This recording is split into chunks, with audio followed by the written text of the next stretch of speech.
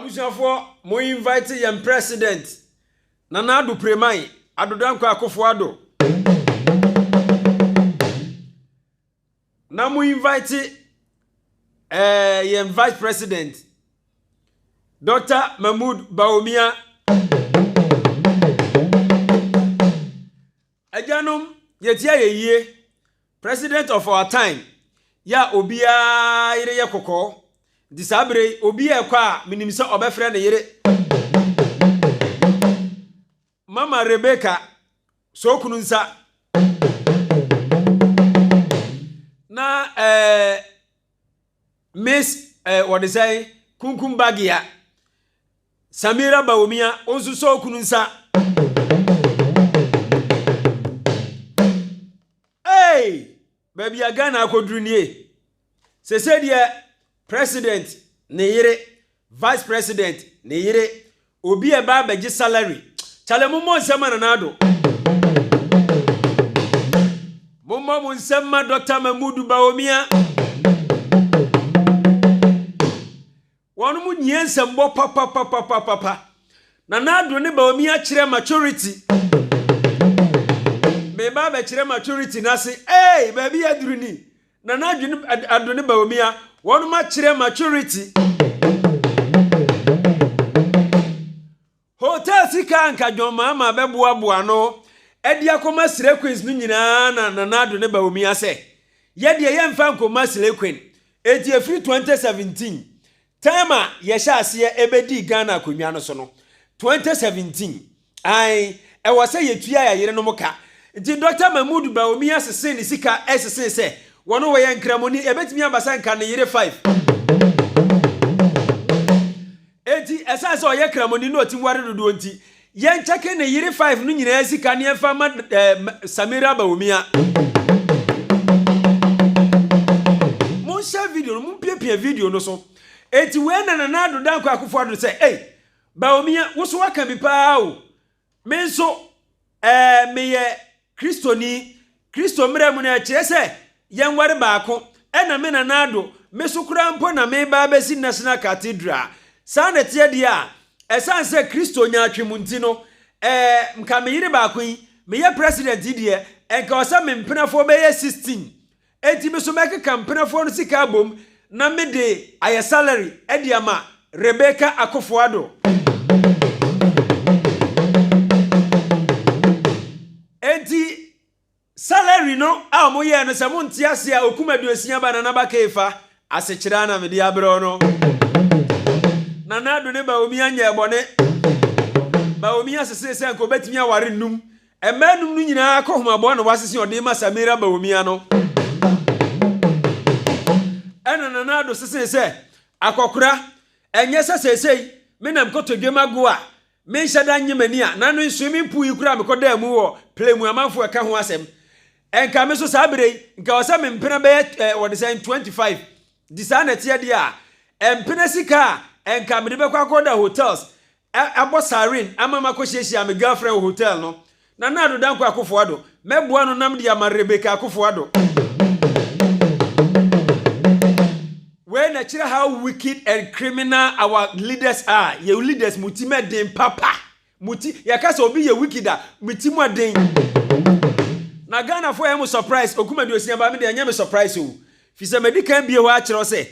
NDC am robbers and MPP scammers say the government in power is a scamming government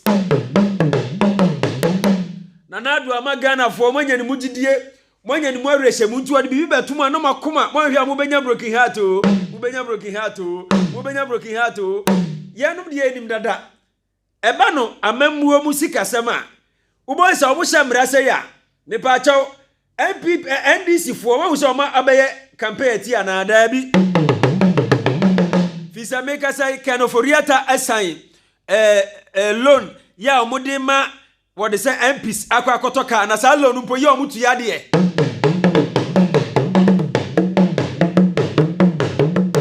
Salon na ye sandia ma omo no mi bisa se mun share video no mun pie video no so salon na ye sandia ma NDC NPP MPs no na wonum dia kotoka no me pa acho wonum tuya loan no de enu nti eba no sikadi a NDC ni NPP ye baako na so dey me surprise pa ne say Nanado woni ba omi ansama mo kan ye nyese na kan ye hwehwe no Nanado wa ban no ye scamming government aban we ye scamming government aban a odi bibi chawa na usuru akire eno ne ye friend scam chese de oye no odi be yi ufidie Nanado aban bi eni oba wonye bi wo so be ye bi na so we are disappointed in you. Ghanaians will never tell you the truth. Me na naba ke fa me ka kire say Ghana fo abamaburu ho wanya de wo ye mampani bi a won toto ye ne won hyehye no wa manipa adi wo ho ya wo papa eniema bi a ye nsusu by your own words ene de wo kan ye ene Ghana fo bi no ma mo adwen ye o mo say Nanado Dankwa Akufo Addo anyi eti wo ba ne de oba be protecting the public purse of which Nanado wo me bebo video a kire wo kan ye no eno ne de ye hu ana public purse. Mama ka say ba ko nkire the most common government ade ba ko a aban yiye ya Ghana fo binom ebo ahiafo na so mo de scam ye nie wa hu nuane na ye no a wo school mu no me pa cho da bia aduane a ye to se nipa wo ye metro na se we wo school bi mu e ko twere okrata mu na se twere okrata mu se ye discuss ene feed this secondary school a ubetimi akọ secondary school akọ pai akọ da bia ye mahwe aduane a odi ya na da bi ye nyina ni moman mu se aduane bokapa aduane ka ho ntia ke maame ne papa no masisi abrosan na ban we hwe ba bia otwa kontompa mpoma da ho no wanyamofa nti oya matemamufo ni nyina magye na di eye ode bo ahiafo na eso dodo na akoro no bon too much. Nanado oba no ye scamming government o na ba ke fa me ka kire pre scamming government anuti na amafo pese o mo ye demonstration wo pese o mo ye no Jomama sabe wo ye mampani ti so no a wo nya nipa nchen no Jomama kwan ya fa so demonstrate ti John Mama on the street day in and day out say niam bi nkoyie no Nanado ja COVID-19 sem ne ahunahuna no na ma Ghana fo enye demonstration bi a o mo pe Ghana Health Service munya sa COVID-19 sem mu ahunahuna no na protocol bi o se ye de to kwan mo fam Emma Ghana youth entokwem na yenye demonstration bi a yepe the most coming government ever said the ma witness in my life abaya obaya ne nhihye ye ma nipa gi ni di ye ne nso obu nipa ba mu pa the most coming government ever according to Nanaba Kefe me ankasa Mr. Titis Amaye no the most scamming government ever me ma witness Nanado aban abanya okase jinsu a na woyam hyehyɛw efise wo jinsu na wo de petrol beba abeguma ma na atwama kyesatu mama na dare afo anim Nanado Ghana fo aye disappointed in you papa wo ankasa tie wanum asem mo share video no na Ghana fo mo me mpe nokore na yemma ye papa no mo enhu te ye njimi ye sa wo se wo be salary dia Ubetu ya yire kadi ya meba ba chiro nipa binu mo so mo yiri hia ketua mo share video no state coffers are not spoiled for the party that wins an election but resources for the country's social and economic development. Okay, I shall protect the public purse. Nana wo nana dabi amafodi Nanado meserew mebebo video no bi menya sure so ka sa asem no Nanado wanka Nanado one kasa me pesa me ade am pen no yenko I shall protect the public purse. Oh Nanado me de ade chesa ade am pen no what Nanado one kasa nana one kasa mom yentie video no from start state coffers are not spoiled for the party that wins an election but resources for the country's social and economic development. I shall protect the public purse by insisting on value for money. Mo share video no mo frey and president. Mo kan kire Nanado say. Ghana fo nkwada ogu abrochi. Eni binum owo oman yi ma omo kasa omudi atem no. Nanaba Kefe me de me medi natem da bi. Wo ye me papa. Nanado ye me straight. Nemo me be ka no kra kire ne say na ban we scamming government aban a wotimi dada nipa ema wunya ni mugidie na obu wa bempa ye na nado waban a mema witness mehu Rollins amemu kakra ena mehu kofo de me enjoy the full time ena mehu what say President John Evans Atamos Nyankopon fa the crazy yi ono so me enjoy the full time mun share video no ena me hu yen papa former President John Dramani Mahama ono so me enjoy the full time nanado first time I enjoy the full time me criticize waban ache me no me obi a me nsuro obi a me kan ko na akire mo nanado waban no de dia me to wudi scam no ebiare de ne wa sha ase a wo ye yi wo ma Ghana fo gi wudi ye wo ma Ghana fo nya akoma wo ho se wo ye obi a wo de wo ba ba bia wo mfie du no wo be suma pa ni mo nya bia gyadimpa bia to ho na wako nanado ma me ka asem nkire wo de wo ye no the biggest scam ever in the history of our presidency wo any scamming government I mean witness. I'm telling you, this is the gospel truth. And sasa will be a catcher. I am saying this with fear of not in fear or favor of anybody. Maybe sure be and I mean come will be as so. Nana do abano a scamming government ever mean another case for my witness. Abaya obre unso kura na usura chire se. Nsuo no wo jepe. Wo de petro beguma se kamanchi satum amana boafa ho. Aden. Edie na yehui. Enti na nado nsema woni ba wo mia beka ye eno ne de ye hui ebre we na wasa Ghana ye sorry na ye shas ye ka nokure na ye jai sa ye dirty politics game no hwe sa yi we ya oye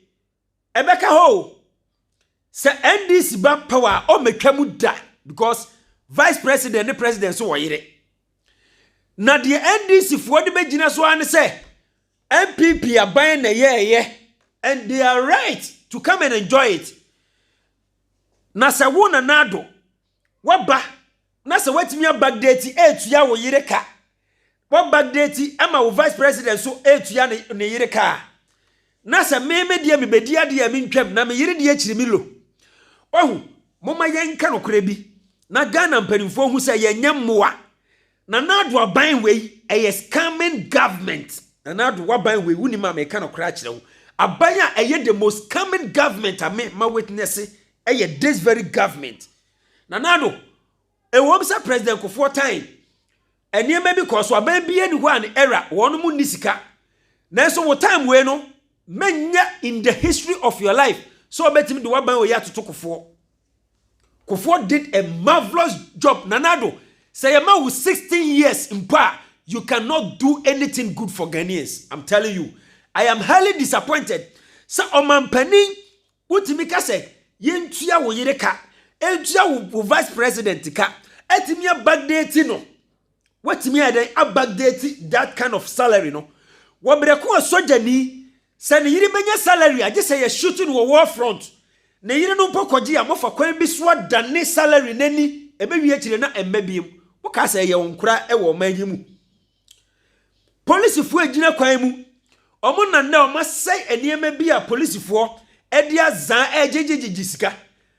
police mpanimfu agina kwan mu omo ko night ekode da bank no bullion van akoda na ye shootu no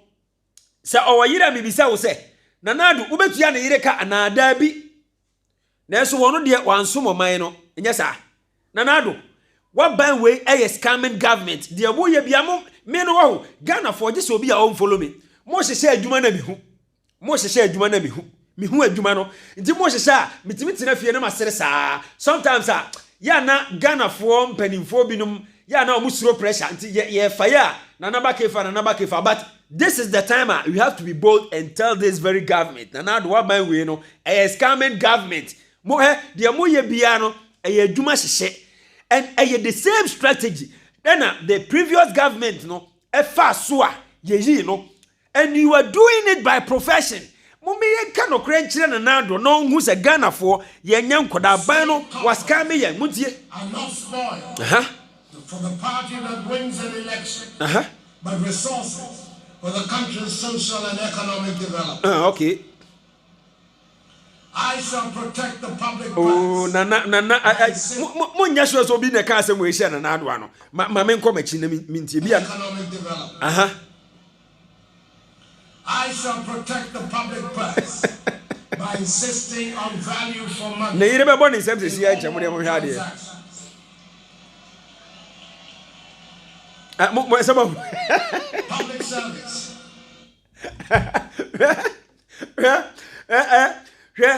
The moment wo de wakoma ebema political party pe na why ready say wo ton wo nyansa nyina ye di watema nti na me menya politics no nti na me menya politics no if you do not understand my mission nti na me menya politics no because wo di nipa we yachi na senka me ma ye video bi a me di ehuruhuru ade bia me bo haban we abaso a enka me ni megu ase public person na ne yire public person na ne yire ebo ne nsem se ni kunu ba be protect no eno na ya backdate ya ye be sha ase atua ne yire ka no na nado mom yentie na nado wo de mom ye hwe full video no yentie state coffers are not spoiled for the party that wins an election. Okay. But resources for the country's social and economic development. Okay. I shall protect the public purse by insisting on value for money in all transactions. Public service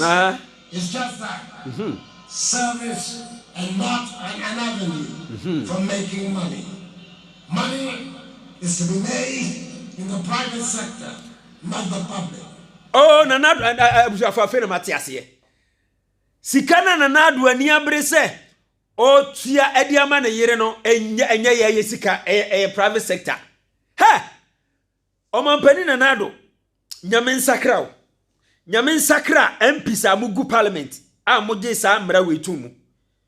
Monkoda na monwe ho biem na mommra, you should just come back and say something better. Modia monkoda na monwe ho biem. Wodia Ghana fo ankora ebedi matem no. Momfa ne se wono muade o. E na omudi matem. Media me medi matem. Na mom se bia sabe panin. Wo ya ade na entotoye na ankoye a, yetimi de wotena se na yetufo. Na ya ka kire wo se ko back na bra. Abusuafo, monka kire na nado se odae no.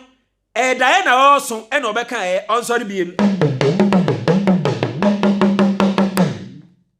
Ya papa ya mame Rebecca Akufo-Addo obi antan wo nemo mama baabi ya waduri oponso sika enye se sika bebrebe we Samira Baomia wada Roma kunkum bag ya kohwe ni India no nya Ghana fo yesika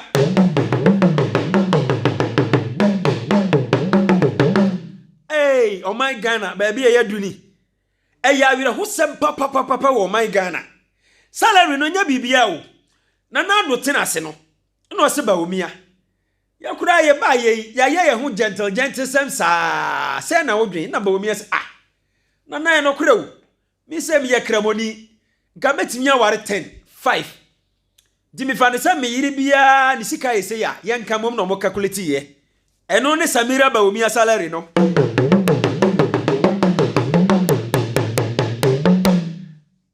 na nado se Baomia wo so aka mi pao bebrebe nyina na nke ya de a me nso me ye madwen se metwempena enka empena metwe no sabre enka mi girls bi da Legon bi da he na me de bi tukwan enti Rebecca Akufo-Addo maye pani a se me wo bi kura enru 3 yidie me nso me keka ni nyina bom eno ne Rebecca Akufo-Addo salary no Sika John Muhammad Masle quiz nu nyina na omaka bo mo de mo ayere nom no na nado na ne kan brofu se all die be die eye be se John Muhammad e ba ye wo de sika no Masle quiz na nado wonso wo de usika no eko ware ye wo de Ghana sika ko ma wo yere wo de Ghana sika ko ma na chese abai pa na ba edwaso a omo hyehyɛ ye bia ye adwuma hyehyɛ omo hyehyɛ ye bia ye adwuma hyehyɛ omo no one should call me tie obi ahe no amfrɛ me me cheap guy nobody can buy me all said they am the NDC for no this time is the era of NPP I don't want anybody to call me Ghana for amode maye mo hu nya atwema na nado betena so no ese wono de wo ye untouchable ye nkanasem So wodi hina onkodi ni kurom where your mind na konwa. This is the government coffers we are talking about. O minor resources na ye ka ho asem. Ye de bi ye John Mahama city hit the street. Ama obi ehu how John Mahama what ye said ye John Mahama ni suban tie. Ghana for de ni bre ekom ni yaw na tuti a John Mahama. Ana ye nim se de ye nya ni da so. Na de ye to ma ni a nobody should make a mistake to call me and advise me concerning this video. Where say okra me hu say wo nya obi a wo ye patriotic onwino man ho. I am not here to insult anybody. Tieniye mini asa me ba be di obi atem. Nemo we have to speak truth to power. Nanado on pa ho say ye criticizing na ban. Die kono enkoyie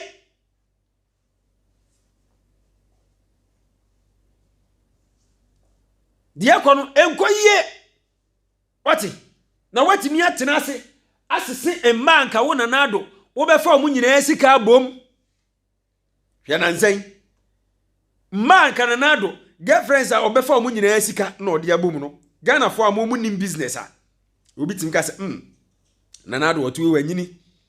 ne papa abegya ni edin keke na wo pe monti ana me ka kire mu se omampani a watimi agi na busuafo agya pade abeprade ama akodu se Ghana fo lalasulala ena na eduru ba bi NPP fo ye se wo donate a na omo de aboa party no hwan na ka kire wo se na ado ba on ma me pay sika free government coffers mo na namu nim ti na e surprise me de na minim dada fi se minim the mindset of NPP and NDC so person hu o madwen a hwe kwan o mo fa so win election NDC ni ana NPP ni emfa ho se politics nti se ni nua ni na fa obetimi abopa amaye kuno because of politics na say nipa we prepare wana aka o ka se o ma me pahwia o hu de nanado de yamo nanado wa ma yedi wo hu ya papa me se samra we na mokọ hye no mo ayire no ma mo betu o mo ka no wo de mu nyai na mo fa ni slay queens efise no kurani se ya pa se wani wo yefun wasumuda ho ne ye bo wo yem de mo ye etise de asumuda ho na mo bo ye yem so be ye bank manager na se owu a ne salary me pa chaw ekwa ne yire ho ana daabi otiase ne yetua ne yire ka na daabi yema wife allowance ana daabi. Why are you so greedy? Sanya anibra sika bebrebe a moje ansana amanya hodo ne companies ahodo bribe ahodo a ye fa akire ne wode se akyede ahodo a ye fa akire di bremo bebre ye bribe ena ebi nso ye akyede ye tiase ye se sika we nyina moje ensomani Ghana mpanimfo mo ani brefo dodo mo ani brefo mo nwene wo man no ho musuban ne mu bibia no eno na ama enne maburu binu ani tire wani nto omu didi matem no musuban no ena ama Ghana maburu binu ani tire wani nto omu didi matem no adan na mote sa adan na mani brade sa bia na atema obi di na wonti a mon send we command the president mon ka kire ne se na naba kefa me Ghana ha ba bia ni wa medina ka se enye yie so atase wotena wa ye wa dwen sa wotenkran wa ye mistake me fa wo se rapture Ghana ha ba bia ni wa medina ka sa enye yie me say won nani brade nanado wani brade nanado eti ne yire no omo hye mra no ne yire no wana na chi amade anche ma Rebecca wo ya me wani brade wonyeye ogia wani brade Samira Baumia Madam Safi kunkum bagia yesre wada enya mistake na ma enyi sesika no muntu mukunu no mofo wati muntu mukunu no mofo mani ya brade mukunu no musuban ena ma Ghana maburu binum ani ya tra wani nton mukunu num suban ena ma Ghana fo binum ani ya tra wani nton nanu ya na nado ba ya me ma mu V8 na duru hen V8 no aduru hen adan na mutima densa eti ye bo rent sika so wotemani akra nti munyam nhyemo adan na mutima sum sei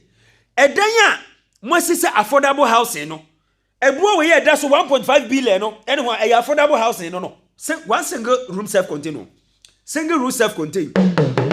affordable house na bayasi single room self contained no 1.5 billion 150,000 Ghana cedis plus eno na che se for powerful single room self contained wo your mampani na se wutime sum seya ebeye den ena akoda sabe wotifia wabu Ghana fo nkoda kasetia mo mpanimfo no eye duru ba bia ye mo ena mo pe fi so ba wu se mo ni bibia de boa wo no eji se omudi matem amanfo be ba behwe omo nti obedi watem no de apeska. That is what is going on. Omana jaya tetia pansam eduru bra yenya peace mpo ye nia bra ye dwen ho a the security system na ye weak no omampani won hwe ho asem nkan watimi akoda adwene ho sabe ahwe ma me Rebecca to ebi amame yaduri afa na wo koye ne to biem anase okoye dai enti wutimi koboso se mitua me yire ka wonim nka opa ma ne yire o na odwen ho no vice president ebe jeloso no so eka se vice president sa na tie dia won so jibi Nanado waban no scamming government obi anka kire wa me ka no kura kire wo waban no scamming government. The right word for your government is scam. Yamu ye bia no nyuma ena mo hyehye eye bredu se Ghana for ye hyase ye ne ye ka no kure ne ye jai politics system no fi se ye guru ho na ya ma ye ni amre na Nanado ene ni MPs no ema mra we be ye adwuma se ewom NDC ba o mu ntwem because no mo na de baaye na ontena se ma wo me bagdeti salary ema wo yire no no de ba wa ba betwem obi aba wode ne yafu ena eba enu ti document osia ba me party sem de me support party bia no mo share video no na mo tag Dr. Mahmoud Bawumia ene ye president Nanado Danko Akufo-Addo wo se nkwada binum na emu ade na edi wo matema okumadu osia ba me de mi medina tem why me papa mi ndina tem why me papa mi ndina tem why me papa he mi medina tem na mom no kura se be ka kire se Nanado wani ya brade ensema wo begina ha kaaye eni sade wo MPC bu o man faso eni Nanado amfini bi ho agalam se yetugu mu no na envelope eba parliament house wo yanya nkoda ye gia ya ma ubidi di akoso no mo ba mo ba be brandy what they say bribery and corruption no mo brandy na mana kwa another level.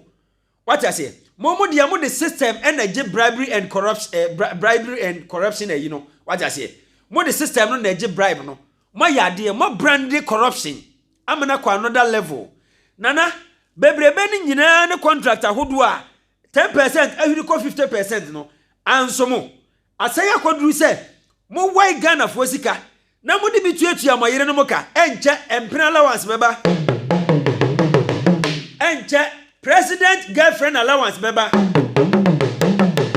enche kura emenya president girlfriend allowance but a very matured say Nanado ya ade because Nanado tenase eno say Dr. Mahmoud Bawumia adenchi na yagro ho a 2024 Ghana fo betimi asesaye na ye mistake na o se na ade mistake ana o se eji wo fi sa wutuei wo ye kramu nka tim ware se na Bawumia se oh nana nka tim ware 10 5 kura mi tim ware eso yire yes so nana me yire ba kope ende sa na tie dia ye fa ne se wo yire num akohuma abebo wo yire num nu nyina maka bo me de be salary ade ama Samira Bawumia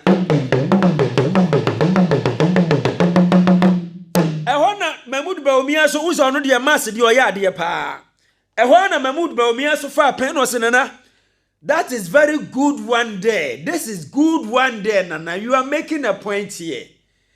once won so no wo kwa asore ena wo besi national cathedral nti wontimi nware tu me bo no se menya wiase ni mintim nware tu nana wo kura me no sai me nje dan hu mpena dodo sa Mama Rebecca na odada ne kakra nkra etoda na de ba ku bia fam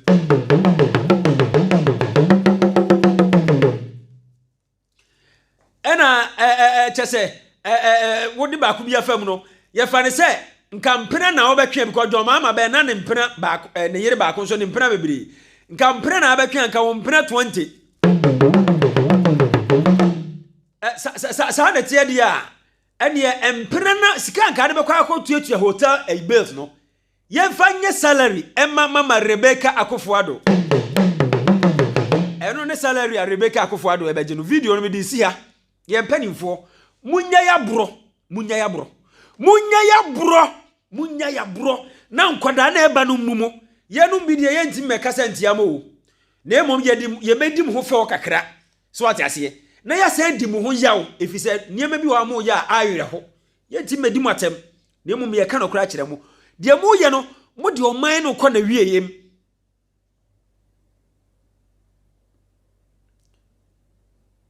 what ase de mo ye no mo de oman no ekɔ na wieyem mo sei oman no edika nanado ba na anu ya V8 na motoye no ayeden mo V8 we ya dada akwase burani kura de V8 ebesi wo sa ayedada ehiafo aboya nwene ye ho kalo nku asika kanoforiata etwa akwase burani kura de V8 we ebesi wo sa ayedada mututu akwan no how many MPs and the world developed countries na mo so mo yeyi amokobo bosia no ene kita mo ka no bi ade na mutime den sa enti sa bro na mudi no ena mu le good roads ema oman na enti wo fi se nka mbekọ akọpe ka ebobo bompi mu a nka musura kire se mu bewu ade na mutime sum sei hwe enche Ghana for penifo nyina be approve loan for bulletproof car mo de mo hwa ade mo de you wait and see they will approve loan for bulletproof car ombe approve loan for bulletproof car aka kire say ye hia bulletproof because woni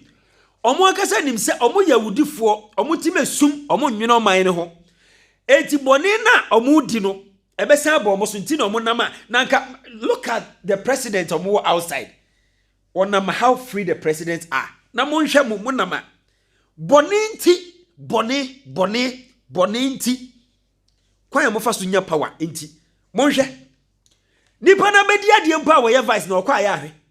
boni nti adwem boni nti ade na mo yesa mo sei oman no mo de oman no kɔ na wieye ya na nanom de nkrante ebetwa asa ekekiri kuro e de omo nkwato ho mo ba ye sabie ni ho amutwa mo beto se da ho abre e na mo ba bedi no so amon fam adwene nya bibi ye kakra se de be ya oman no nkiri manso ebetimi ya benefit ya da bi mo di awudi ebesi akire bi amon fa ho ade na mutimi esum sa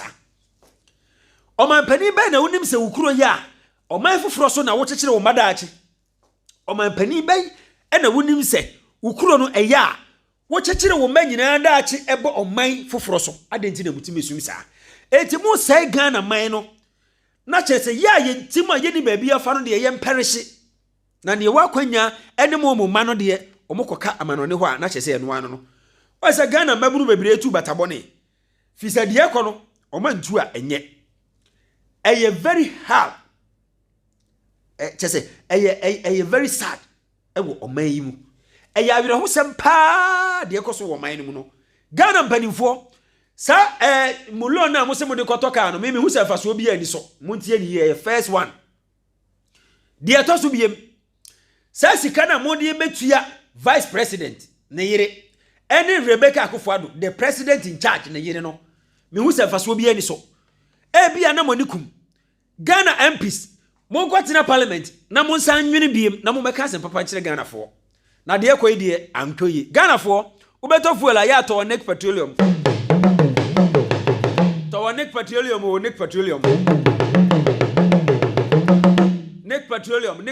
Nick Petroleum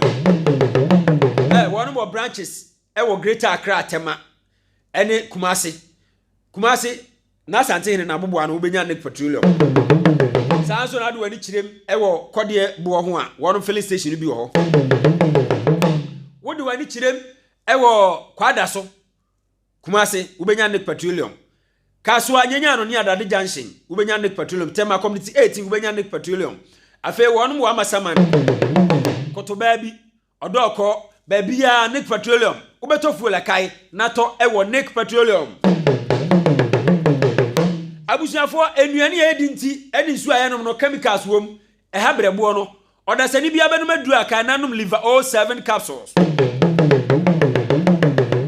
so pe bia to anasa wo pe bia ton bosomi bia wonyare mpo a wo deliver 07 capsules no bo ho ban a serve as antioxidant because e be neutralize chemical content na nke be ha wo liver no nyina iti e ma wo liver no function well for digestion any say won san nya nkeka bia wo nipadua no liver 07 capsules no sign your immune system booster emani pankwamboa no ho ye den se de be ya yade bia ntimi penetrate wu enti obi a wo hepatitis A B C HIV and AIDS we here liver 07 capsules for immune system no tin we here liver 07 capsules obi a woda pressure duro so diabetes duro so yade bia wo mu no esan say your immune system boosted no we here liver 07 capsules na enye chemical tie ni ye enye abrofu duro natural herbs ena Ghana Liver Foundation ema joint capsulation e wo India e de yema wonu ma chese ewiase kubatan nyina wonu ma hwe ndusem so no wonim liver 07 capsules uhu ye advert na number de guase de na number ke family agasa me number WhatsApp me e wo 0243 409110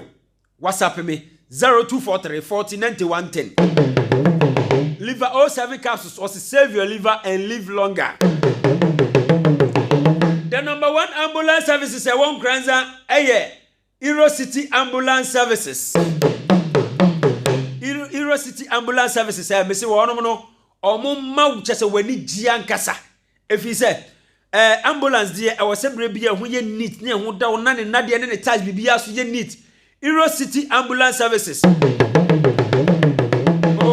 Dia ya search na number ke family pages no so Iro City one number enye na kra Ghana Liver Foundation nyame nhira mo omo aso na de Lord Healthcare aba Lord Healthcare Kumasi one mo ade Catalas abro sanum na wo de senso akra so one mo dome MC Pillar 2 ho Lord Healthcare ho yade bi e ha no ko Lord Healthcare na ho beto kuma do sia ba me de wo sia na maka che Ghana mpanimfo se mo nhya se anwe o man no na mutime den dodo enkoda na emu ade dodo na aye musubantia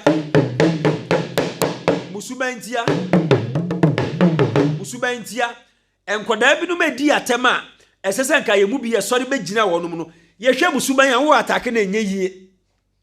watiase enye se de twene Jonas no mo ye no ene kwan ya mo fa so di atem ye num bi ye support o Nenso sa wohwe de pani no ye na akodi pani na chi abeda ne gimifo. Enti panimfo mo nsesa musuban.